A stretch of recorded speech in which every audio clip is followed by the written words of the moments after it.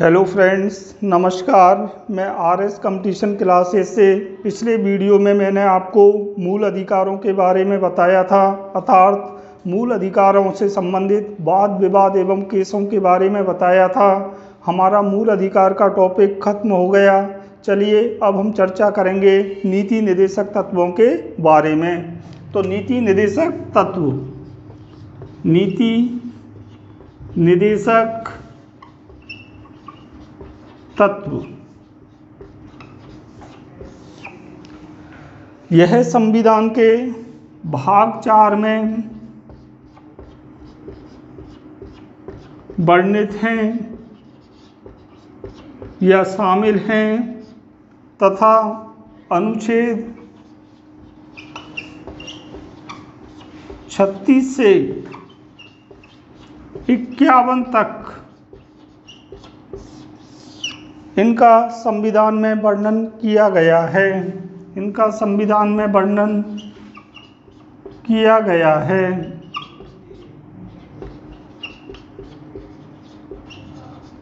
यह आयरलैंड के संविधान से हमारे संविधान में लिए गए हैं। तो इन्हें कहाँ के संविधान से लिया है? आयरलैंड के संविधान से।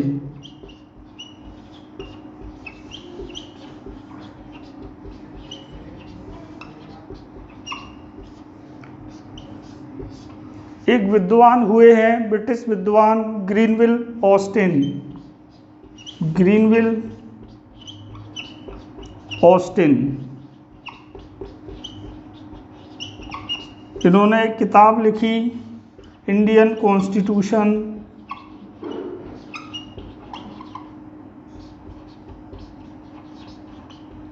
जिसका हिंदी में अर्थ होता है भारतीय संविधान। इस किताब में इन्होंने नीति निर्देशक तत्वों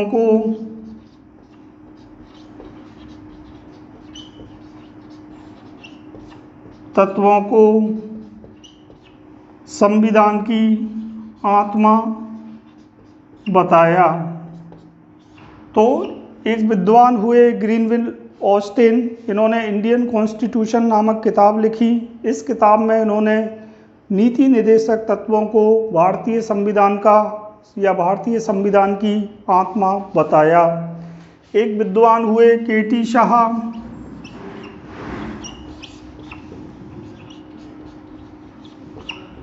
इन्होंने नीति निर्देशक तत्वों के बारे में टिप्पणी की, जो प्राय बहुत परीक्षाओं में पूछी जाती है। आईएएस 2015 में भी पूछा गया। तो इन्होंने केटी शाह ने कहा, नीति निर्देशक तत्व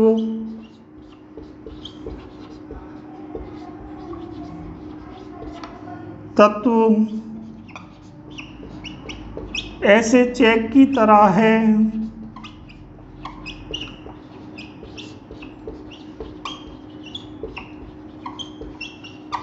जिसका भुगतान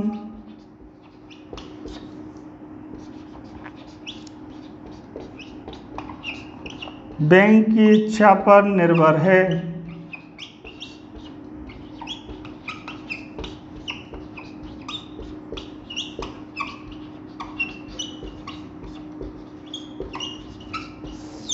तो एक विद्वान हुए केटी शाह, इन्होंने कहा नीति निर्देशक तत्व ऐसे चेक की तरह है जिसका भुगतान बैंक की इच्छा पर निर्भर करता है। तो इस नीति निर्देशक तत्वों से संबंधित कुछ बातें निकल के आती हैं। ये हमारे संविधान के भाग 4 में वर्णित हैं। कौन से भाग में? भाग 4 में वर्णित हैं। हमारे संविधान के अनुच्छेद 36 से 51 तक इनका वर्णन किया गया है। ये आयरलैंड के संविधान से हमारे देश के संविधान में लिए गए हैं। एक ब्रिटिश विद्वान हुए हैं ग्रीनविल ऑस्टिन, उन्होंने एक किताब लिखी Indian constitution.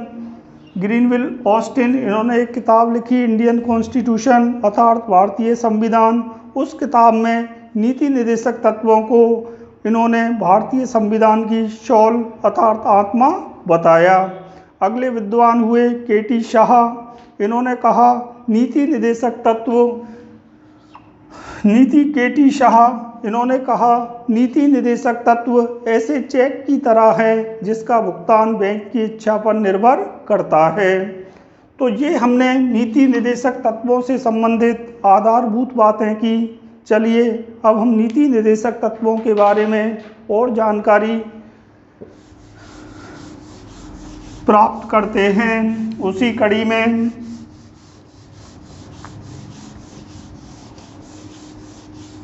Doctor Bhimrao Ambedkar द्वारा संविधान सभा में एक वक्तव्य दिया गया। उन्होंने कहा नीति निर्देशक तत्व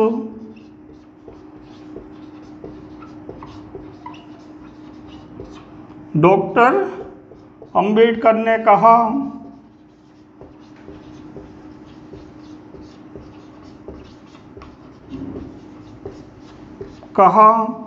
नीति निर्देशक तत्व देश के सामाजिक, आर्थिक, लोकतंत्र का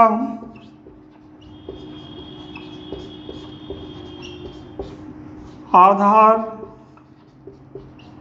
होंगे।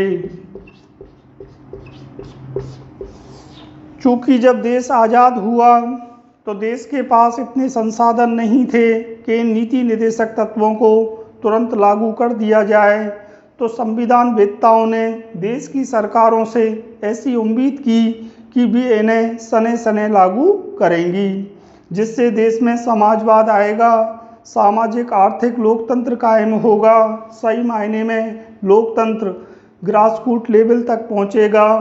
तो ये संविधान में वांछनीय नहीं है।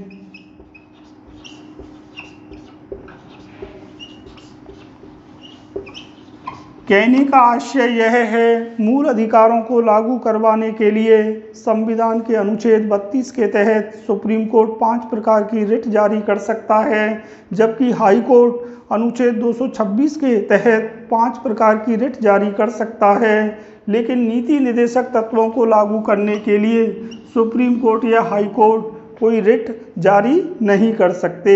ये देश की सरकारों पर निर्भर करता है कि वो इन्हें सने सने लागू करें। ये उनका दायित्व बनता है, उनका कर्तव्य बनता है। तो ये वांछनीय नहीं है, अर्थात न्यायालय द्वारा परिवर्तनीय या लागू नहीं करवाए जा सकते। तो ये वांछनीय नहीं है, इसलिए न्यायालय द्वारा इन्हें लागू नहीं करवाया जा सकता। ये देश की सरकारों से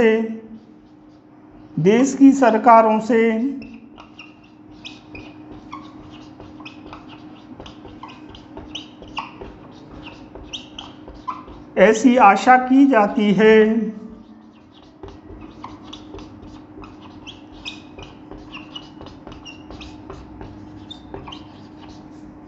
कि वह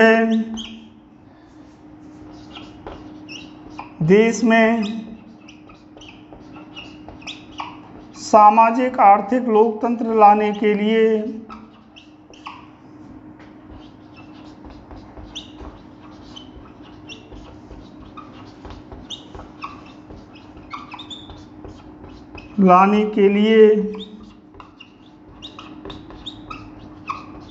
सने सने इन्हें लागू करेंगी।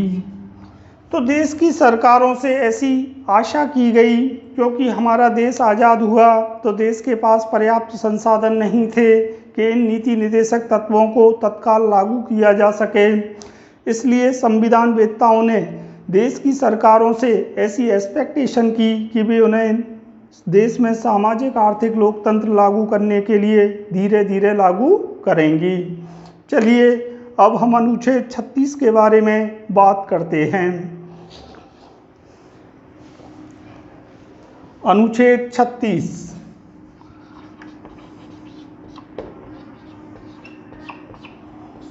अनुच्छेद 36 में नीति निर्देशक तत्वों के संदर्भ में राज्य की परिभाषा दी गई है। तो अनुच्छेद 36 में क्या है? नीति निर्देशक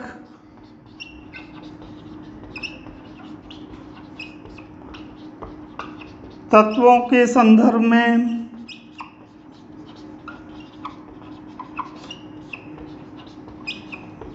राज्य की परिभाषा दी गई है।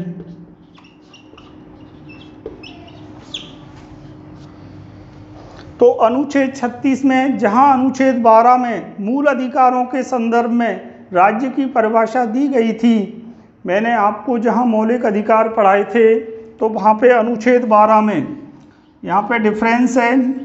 कई बार परीक्षाओं में पूछा जाता है अनुच्छेद 12 एवं अनुच्छेद 36 के बारे में।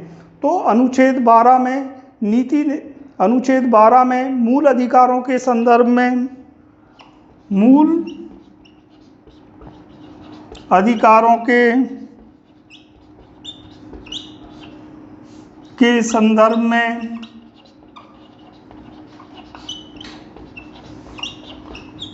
राज्य की परिभाषा दी गई थी। तो जहां अनुच्छेद 12 में मूल अधिकारों के संदर्भ में राज्य की परिभाषा दी गई थी, वहीं अनुच्छेद 36 में नीति निर्देशक तत्वों के संदर्भ में राज्य की परिभाषा दी गई है। तो हमने बात की नीति निर्देशक तत्वों के बारे में, कुछ बेसिक बातें की तथा अनुच्छेद 36 के बारे में बात की। चलो अब हम अनुच्छेद 37 के बारे में पढ़ते हैं। अनुच्छेद 37।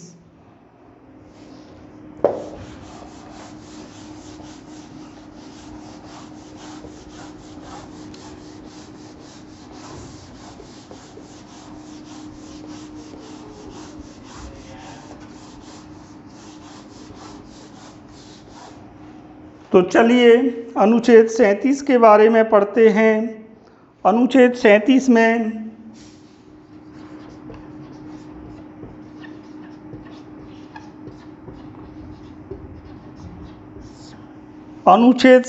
में कहा गया है इन तत्वों का सने सने लागू होना, अर्थात देश की सरकारें देश में सामाजिक आर्थिक लोकतंत्र स्थापित करने के लिए इन्हें सने सने लागू करेंगी। तो अनुच्छेद 37 में कहा गया है इनका धीरे धीरे या देश की सरकारों द्वारा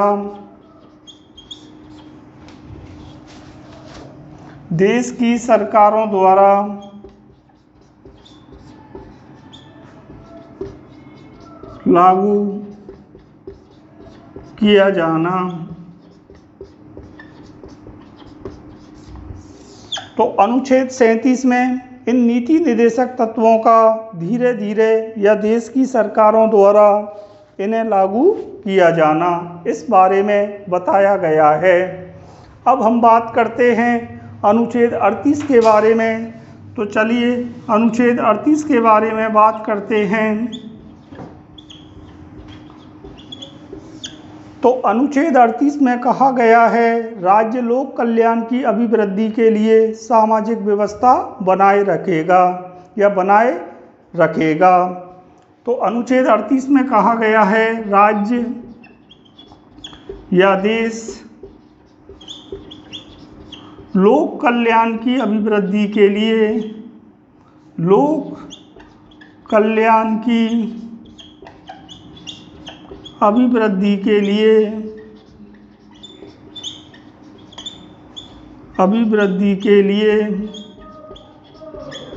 सामाजिक व्यवस्था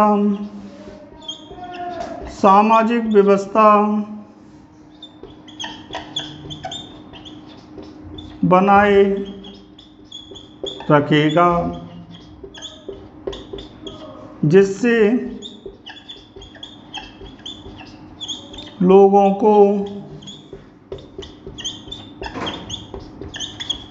न्याय मिल सके।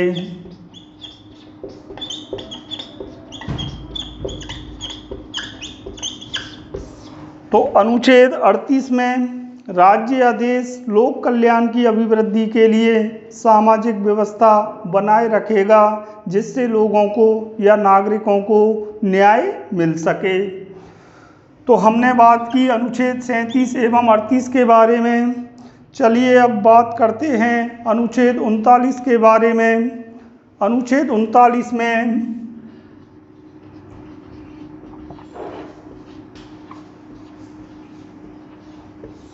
राज्य द्वारा अनुकरणीय कुछ नीति निर्देशक तत्व बताए गए हैं।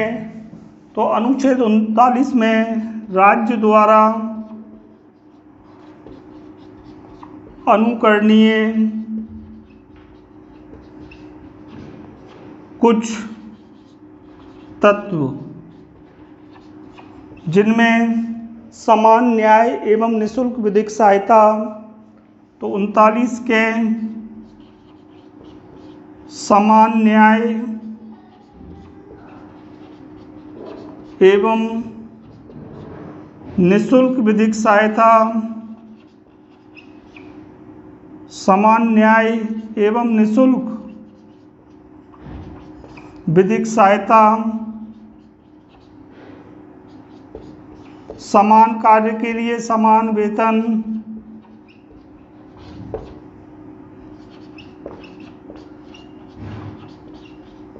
के लिए समान वेतन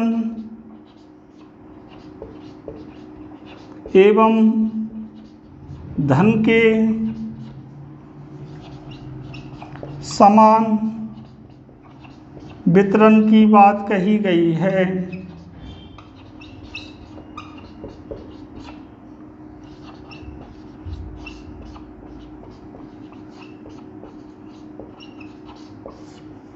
तो अनुच्छेद 39 में राज्य द्वारा अनुकरणीय कुछ तत्वों को बताया गया है। उनमें समान न्याय एवं निःशुल्क विधिक सहायता, समान न्याय एवं निःशुल्क विधिक सहायता, समान कार्य के लिए समान वेतन अर्थात स्त्री पुरुष जेंडर गैप को समाप्त किया गया है। स्त्री और पुरुष दोनों के ही लिए समान कार्य के लिए समान वेतन दिया जाएगा तथा धन के समान वितरण की बात कही गई है। तो हमने बात की अनुच्छेद 36, 37, 38, 39। चलिए अनुच्छेद 40 के बारे में पढ़ते हैं। अनुच्छेद 40 जो कि बहुत महत्वपूर्ण है।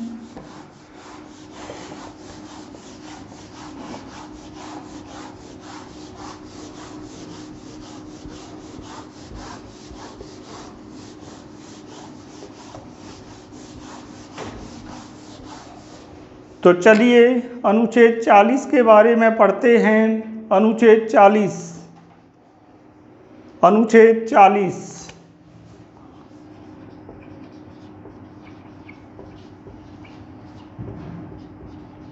प्राय बहुत परीक्षाओं में पूछा जाता है, चाहे वो IAS हो, चाहे RAS हो, चाहे SI हो, चाहे पटवार हो, ग्राम सेवक हो, बैंक हो, SSC हो।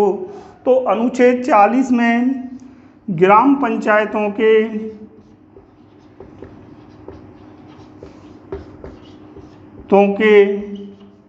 गठन के बारे में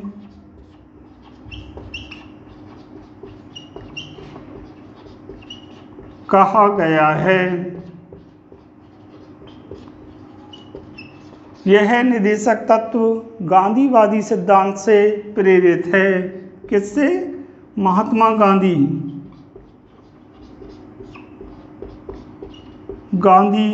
जी के ग्राम स्वराज्य की परिकल्पना को या स्वप्न को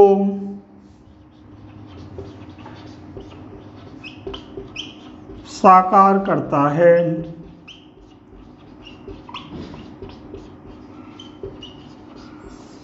तो हमने बात की अनुच्छेद 40 के बारे में। तो अनुच्छेद 40 में ग्राम पंचायतों के गठन के बारे में बताया गया है।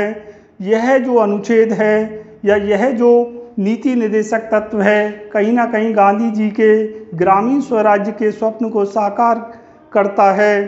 तो मैंने आपको नीति निर्देशक तत्वों के बारे में बेसिक जानकारी दी तथा अनुच्छेद 36 से 40 तक बताया। अगर आपको ये मेरा वीडियो पसंद आया हो तो प्लीज़ सब्सक्राइब करें, ज़्यादा से ज़्यादा शेयर करें, लाइक करें, कमेंट्स करें, लोगों को बताएं। अगले वीडियो में मैं अनुच्छेद 41 से 51 तक नीति निर्देशक तत्वों के अनुच्छेद 41 से 51 तक आपको बताऊंगा। तब तक के लिए नमस्कार, जय हिंद।